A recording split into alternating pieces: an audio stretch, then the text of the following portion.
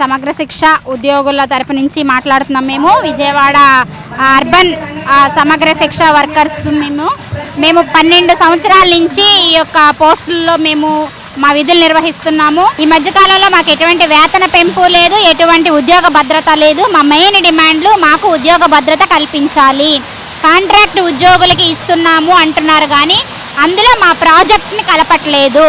సమగ్ర శిక్ష అనేది ఎడ్యుకేషన్ డిపార్ట్మెంట్లో ఉన్నటువంటి ఒక ప్రాజెక్ట్. ఆ ప్రాజెక్ట్లో ఉన్నటువంటి మా ఉద్యోగులకు కూడా మీరు అన్ని సమానమైన న్యాయాన్ని మాకు కూడా వర్తింపచేయండి. సమాన పనికి సమాన వేతనం అనేటువంటి సుప్రీంకోర్టు తీర్పుని మాకు ఇప్పటివరకు అమలు చేయలేదు.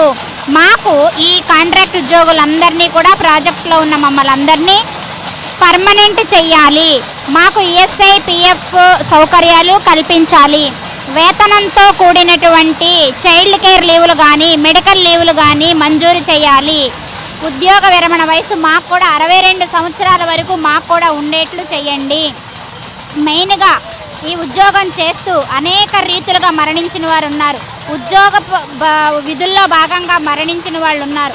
వాళ్ళందరికీ కారుణ్య నియామకాలని చేపట్టండి.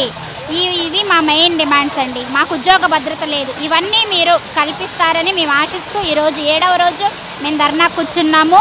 ఇది నిరవధిక ధర్నాగా చేస్తాము. మేము మీ ప్రభుత్వానికి వ్యతిరేకంగా ఏమీ లేము.